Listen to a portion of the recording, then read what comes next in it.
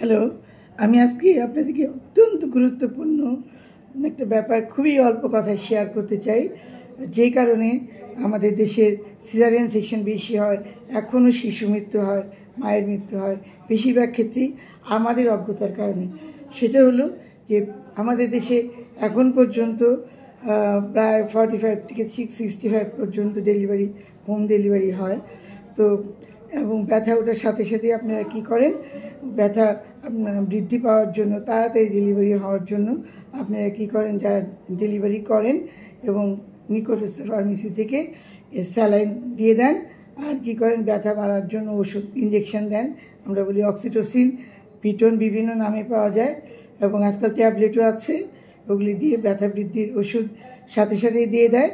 এবং আর কি করেন, ব্যথা উঠলে আপনারা বেশি করে খাইতে দেন মাকে, যাতে শক্তি পায়। আসলে কিন্তু ব্যথা ওঠার পরে আপনারা কিন্তু সলিড কোনো খাবার দিবেন না, ভাত বা রুটি বা ইভেন মিষ্টিও সলিড খাবার দিবেন না। এতে কী হয়, ব্যথা ওঠার পরে স্টমাক বা খাদ্যে অ্যাবজর্পশন হয় না, ওইটা আপনাকে কোনো শক্তি তো দিবেই না। মোরেবার বমি হতে পারে এবং ওই বমি হয়ে যদি তার ইমার্জেন্সি সিজার লাগে তখন কিন্তু ওগুলি খাদ্য নালীর থেকে শ্বাসনালীতে দিয়ে মায়ের জটিলতা হতে পারে, আর এটা আপনাকে কোনো শক্তি দিবে না। কাজেই আবার পেট খালিও রাখা যাবে না। যেটা করতে হবে সেটা হলো তাকে লিকুইড খাবার দিবেন। কি দিবেন? বিভিন্ন রকম শরবত দিবেন, ফ্রুট জুস দিবেন, আর কি করবেন, হাঁটাহাঁটি করাবেন। আর নিকটস্থ হসপিটাল, উপজেলা হসপিটাল থাকুক, ইউনিয়ন হসপিটাল থাকুক, সরকারি বা প্রাইভেট, যেখানে আপনি যার কাছে আপনি ভরসা পাবেন, আগে থেকে ঠিক করে রাখবেন। ব্যথা ওঠার পরে সেখানে নিয়ে যাবেন। আগের থেকেই বলে রাখবেন, ব্লাড ডোনার যে থাকবে তার মোবাইল নাম্বার রেখে দেবেন। যে ট্রান্সপোর্ট, রিক্সা বা অটো বা গাড়ি যে নিয়ে যাবে তার সাথে কমিউনিকেট, 3টার সময় ব্যথা উঠতে পারে, নিয়ে যাবেন। কিছু টাকা পয়সা হাতে রাখবেন এবং ডেটের আশেপাশের সময়ে যা নিয়ে যেতে পারে হসপিটালে এমন লোক বাড়িতে রাখবেন। কারণ আমরা তো আজকাল ডেট দিয়েই থাকি, সাধারণত বেশিরভাগ 80% ক্ষেত্রেই বাচ্চা ডেটের 4-5 দিন আগে অথবা 4-5 দিন 7 দিন আগে বা পরের মধ্যে হতে পারে। কাজেই ডেট যে এখন দেওয়া থাকে তার 7 দিন বা 15 দিন আগে থেকেই আপনারা মোটামুটিভাবে প্রস্তুতি নিয়ে থাকবেন। কিছু টাকা পয়সা রাখবেন, যে ট্রান্সপোর্ট নিয়ে যাবে ওইটা কোথায় নিয়ে যাবেন ওইটা ঠিক করে রাখবেন। এবং রক্তের ডোনার যিনি থাকবেন রক্তের গ্রুপের, তাকে ফোন করবেন আসার জন্য। এগুলো করে আপনারা হসপিটালে নিয়ে যাবেন এবং হসপিটালের ফোন নাম্বার আগে থেকেই রেখে দেবেন, কারণ যাতে আপনি যাওয়ার সাথে সাথে সেবাটা পান। 2 নাম্বার হলো, বাড়ির থেকে কোনো প্রকার ওষুধপত্র এগুলো দেওয়া যাবে না।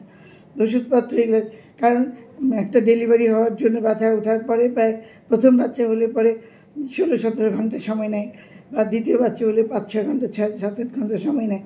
তো ওই সময়ের মধ্যে আপনি অবশ্যই হসপিটালে যেতে পারবেন এবং যেটা নর্মাল হওয়ার সেটা নর্মাল ভ্যাজিনাল ডেলিভারি হবে।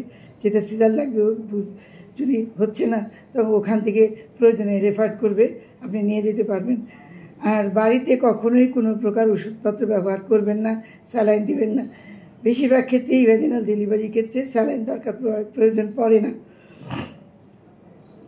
আর আমরা যে ব্যথার বৃদ্ধি পাওয়ার ওষুধগুলো, আর ব্যথাগুলো কিন্তু ধাপে ধাপে বৃদ্ধি পায়, সাথে সাথে বৃদ্ধি পায় না।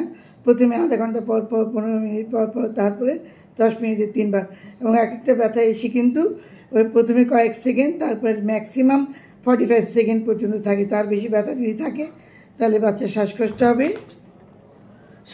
হবে এবং বাচ্চা মারাও যেতে পারে। কাজেই আর ওরা যেই পরিমাণে ওষুধ দেয়, দেখা যাবে আমরা কোন স্টেজে কতটুকু ওষুধ দিতে হবে, কী পরিমাণ ব্যথা বাড়লে মায়ের ক্ষতি হবে না, বাচ্চার ক্ষতি হবে না, আমরা কিন্তু দেখে দিই। ওরা এটা দেখতে পায় না। ওরা দেয় এমনভাবে দেয় যে এক কন্ট্রাকশানে বা এক চাপে দেখা যাবে যে 1 মিনিট বা 2 মিনিট চাপে থাকবে, বেশি ব্যথা হবে। তাতে কী হবে, আপনার বাচ্চার শ্বাসকষ্ট হবে, এমনকি মারাও যেতে পারে।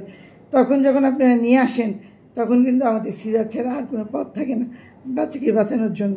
কাজেই আপনারা যদি ভ্যাজিনাল ডেলিভারি চান এবং আপনি বাচ্চা মা ভালো থাকুক চান, তাহলে বাড়িতে কখনোই এই সমস্ত ওষুধপত্র দিবেন না, স্যালাইন দিবেন না, আর সলিড খাবার খেয়ে নিয়ে আসবেন না। আর আগে থেকেই আপনার ডেটের আগে থেকেই ওই যেগুলি বললাম ওই প্রস্তুতিগুলি নিয়ে রোগীকে নিয়ে আসবেন, যাতে আপনার মা এবং বাচ্চা ভালো থাকে। এতে সিজারিয়ান ইনসিডেন্সও কমবে, শিশু মৃত্যুর হারও কমবে, আপনিও ভালো থাকবেন। ধন্যবাদ।